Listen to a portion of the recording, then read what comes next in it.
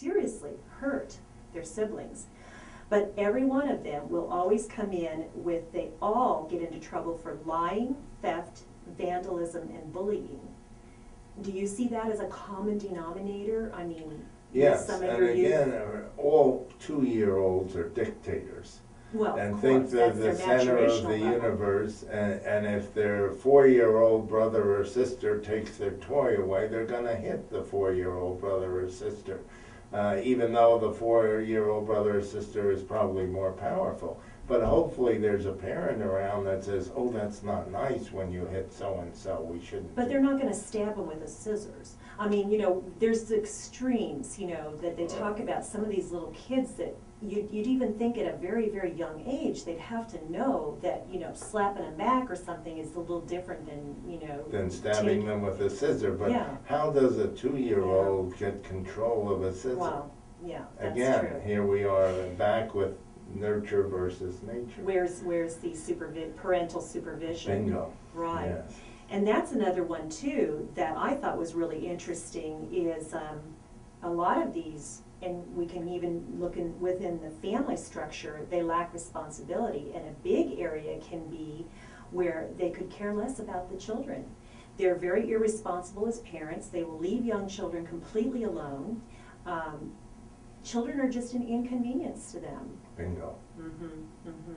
Yeah. So that's frightening too. And you know, you kind of see that. I wonder if we could kind of look at Casey Anthony a little bit, and you know, if you're to believe that the possibility of her using chloroforms to sedate her daughter so that she could go out to party, that would very much fit into the sociopathic mentality. Definitely. Right. Definitely. Whether we know that to be true or not. So I had this sociopathy checklist, and I was going to just kind of go over, because you already mentioned too, in the emotional interpersonal area, glib and superficial. These people can be very likable, very charming. They present themselves in such a good light. Is that your experience? They can sell refrigerators to Eskimos. Oh, really? And you even see that with the youth that you work with. Right. They already Yes. start in with that. Yes. You know, they're good cons, they're good liars, you know. Keep themselves well, look good, present themselves well. Right, Yes. right. And then another one that he said, I think he has from that 6 points, egocentric and grandiose. What can you tell us about your experience with people, any anecdotal things you've seen? Egocentric and grandiose, narcissistic, very entitled, very full of themselves. Well, I think John Wayne Gacy is a good example of that, who limit his killing to a certain area. So I don't know that he's a sociopath, but he certainly, you know, he was a wonderful clown for the Shriners, Right. and Right. led a very good life the rest of the environment. And then people never suspected that this guy could be such a horrible The person. lover of children. Yes, Exactly. And you know, but yet, how do people go from being that presentation in society to the horrific acts that they perform? What's going on with these people? What's going on in their brain? Let's say lack of conscience, but... Well, it's very interesting. I think it was on last night. I saw a show about those killings on Long Island, about the 4 girls who were, and possibly a 5th, who were advertising themselves on Craigslist, and this guy would take them, and one of the people who are a suspect in one of the girls' killing did have contact with her. Some of her belongings was found on his property. Was this doctor who was retired, had a very good reputation, wonderful life, and he wound up calling the girl's parents, the murdered girl's parents, and discussing the girl, and they're wondering, who is this man? Who is this? And he was the murderer. That's how, well, we don't know if he was the murderer, okay. but that's how he Okay. became one of the suspects, because he obviously, the girl had a cell phone, and he obviously found the parents' telephone number. Frightening, frightening things. Well, we're going to take a little break here, but we definitely want you to stay in tune, because we have a lot more to talk about. So that maybe what you need to know is that I think probably every one of us have at some point come in contact with a sociopath or a psychopath in our lives, and we're here with Richard Burnett, master level social worker counselor who's going to talk with us some more. You're listening to Joan on the Joan Jerkovich Show, 910 KINA. Wow, interesting stuff. It kind of gives me the creeps. Yeah. You know, you're sitting here so calm. You know, you've actually, I mean, I could say that I very likely could, you know, put some attributes to certain people I've run across in my life. Most people, it's a rare person who's a sociopath. It is or a rare psychopath. Right, Yes, right, yes. right. Most people have some sense of concern for others. Right, but what about, well, maybe I'll open our new segment with that question, because I just think it's a really good one that I want to know. Well, I don't want to put this on the air, but there's a Well, you are on video, so I will tell you okay. that. So it is going on, so I won't talk about the case then. Yeah, we'll talk in my office. We might have a good time. We have some more stuff. Not quite yet. I'm saving by segments. So Okay. it's easier to edit, Okay, so that I'll sounds wait for it good. To save, yeah. I'll get ready to start when she's ready. But yeah, it's. I think another question I want to bring up with the next one is, you know, is there one identifying factor or two? So think of that. I might be really throwing you a curveball, but let me go ahead. Great. Okay, you're ready.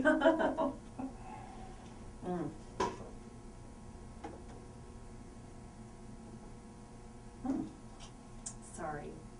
Let me go back to this. Not quite sure what happened.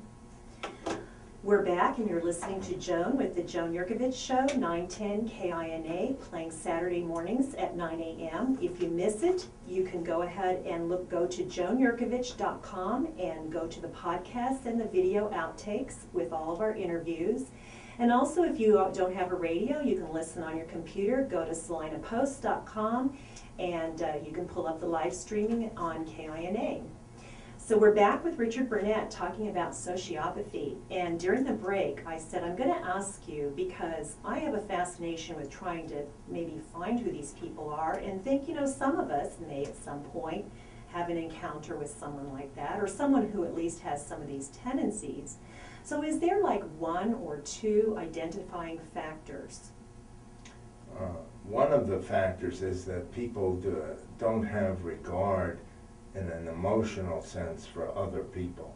Mm-hmm. For example, I know someone who has led a fairly good life but doesn't seem to have much of a conscience. However, they're a very smart individual, and they're able to say, well, this is the right thing to do. They figure it out. So they do it not because they feel good about themselves or they want to make the other person feel good, but they do it because it's the right thing to do. Okay. People who are sociopaths don't do it because it's the right thing to do. They do what's in their best interest, no matter who it hurts.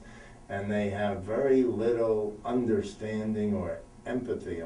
The emotional IQ level is pretty low. Right, and I think you're touching on a part that we call empathy, which is what my description anyway would be, is having feeling for the hurt you might be, you know, causing, or the pain you might be causing someone else. Is that an okay definition? Yes, yes. Okay. So, and that doesn't resonate with them. It does not resonate. Does not resonate with them. Yes. And another thing, what you just mentioned here, Richard, was that you were talking kind of about some real intelligent people can kind of play act. It's like, I know I'm supposed to act sorry or remorseful, so I'll do that, but the feelings aren't there. Yes. Is that common with them? And that is common for a lot of very intellectual, very bright people. Now, are you talking bright people or bright people who are sociopathic or have some elements of... I'm talking about bright people in general. Okay. That it's very common. They'll know what is right and what is wrong, Okay. what's supposed to be right and what's supposed to be wrong. Right. And they'll live their life accordingly. A good example of a sociopath, and I forget his name, but there's a book about him called The Fox That's Crazy Too. And he was, his parents somehow let him wander. They were stationed in Panama, and they allowed him to wander, and a house of prostitution adopted him. Oh. And so here he grows up from about 12 to 16, his parents having no idea where he's spending his free time, but he's seeing people, use other people for financial gain. And he starts to do that himself, not as a prostitute, but as taking things and getting into trouble. Eventually, he winds up in federal prison. Eventually, he stages this magnificent escape where helicopters land in the prison yard. He makes the front pages of the newspaper, but he's back in federal prison. Mm-hmm. And he was interviewed for some TV show. And you could just tell that he was a sociopath. At the end of the interviewer said to him, "Now, do you think you're going to try another escape?" And he just looked into the camera with a very sly smile and said, "If I did, I'm certainly not going to tell you." Yeah. And that was the end of the show. Very glib. Very glib. Yes. Very nice. A good guy. But yeah. Well, or a good guy on appearances, right. on first appearances. So we talked about a couple of them. You said just no regard, no empathy. Is there another maybe hallmark?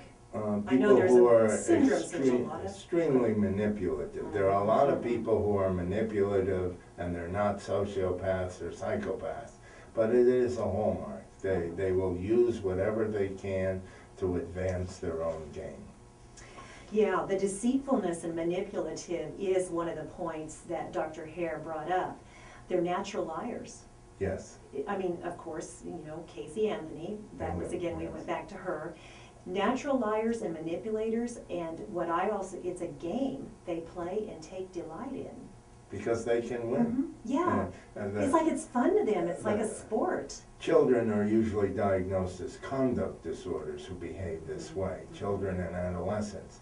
The problem with a conduct disorder is they may lose 90% of the time with their manipulations, but the 10% that they win reinforces the fact, I can win. It's like gambling. It's a way to get what I want, yes. To win, like you said. Some of the times I will win. And you feel that it's almost, when you mention it to gambling, it's almost like a little high or a little adrenaline rush they get from it? It is a rush, yes. I could see that. I could see that in the reading I did.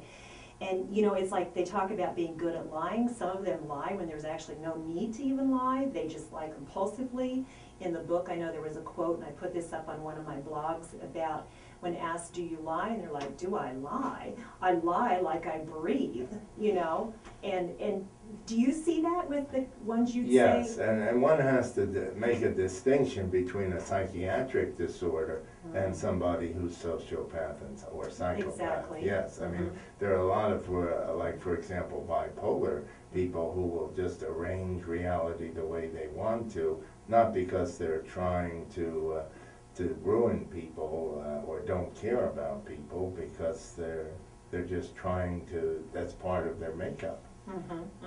Or like, I know you're very familiar with your profession, borderline personality disorder, which I swear is all the reality housewife TV shows. I seriously think they sit those women down and they do mental health testing, and you're borderline, you're borderline, you're borderline, you're casted, you're on the show. As regarding teenagers, it's no longer in the diagnostic manual for teenagers, but when it was, there was a man who ran a facility, Downstate Medical Center in New York City, and I had a congressman's daughter who seemed to have a borderline personality, and the congressman wanted help, and so I called this guy, and he answered the phone. I was shocked. And I told him, what the situation was, and he says, well, it's just all bullshit. I'm sorry for you'll have to edit that. It's just all BS. And there is no such thing as a borderline. I closed down the unit. It was a failure. But it still remains in the diagnostic manual for adults. And there are adults who have a history of very intense but short-lived relationships. It's almost like a rocket writ clear, and then it's over. So you're saying the sociopathy has a tendency to very shallow, very short-lived relationships? Yes, you don't ever normally see people... They cannot...